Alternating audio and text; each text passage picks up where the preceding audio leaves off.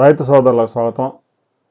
కృష్ణమ్మ పరవళ్లు కొనసాగుతూ ఉన్నాయి. ఒకవైపు కృష్ణానదిలో వరద పెద్ద ఎత్తున వస్తూ ఉంది. మరొక వైపు భీమా నదిలో ఉజ్జయిని ప్రాజెక్టు నుంచి సొన్నా ప్రాజెక్టు నుంచి పెద్ద ఎత్తున వరద కొనసాగుతూ ఉంది. తాజాగా మహారాష్ట్రలో కురుస్తున్న వర్షాలతో భీమా నదికి పెద్ద ఎత్తున వరద వస్తూ ఉంది. ఇప్పటికే ఆ నది మీద ఉన్నటువంటి ఉజ్జయిని ప్రాజెక్టు పూర్తిగా నిండిపోయింది.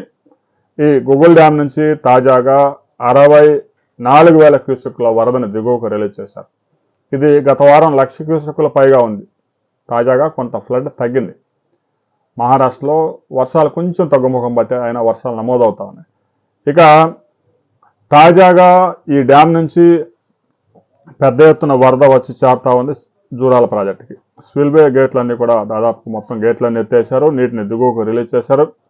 ఇక వేరి డ్యామ్ నుంచి కూడా పెద్ద ఎత్తున వరద విడుదలైంది. భీమా నది ద్వారా కర్ణాటక సరిహద్దులు దాటుకొని తెలంగాణలో ప్రియదర్శిని జూరాల ప్రాజెక్టుకి పెద్ద ఎత్తున ఇంకా వరద కొనసాగుతూ ఉంది.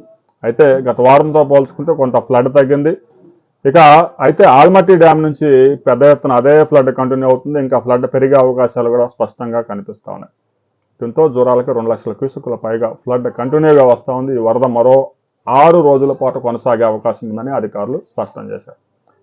ఇక శ్రీశైలం ప్రాజెక్టు గేట్లు సోమవారం నాటికి రిలీజ్ చేయడానికి అధికారులు ఏర్పాట్లు చేసుకున్నారు. ఇప్పటికే శ్రీశైలం ప్రాజెక్టులో 885 అడుగులు గాను 875 అడుగులకు వరద చేరింది. 215 టీఎంసీల కెపాసిటీలో ఇప్పటికే 175 టీఎంసీలు ఫ్లడ్ చేరింది. ఇక ఫ్లడ్ క్వశ్చన్ కేవలం 35 టీఎంసీలు మాత్రమే ఉంది. 205 అడుగులకు వరద చేరగానే గేట్లు ఎత్తివేసేందుకు అధికారులు ఏర్పాట్లు చేసుకుంటూ ఉన్నారు.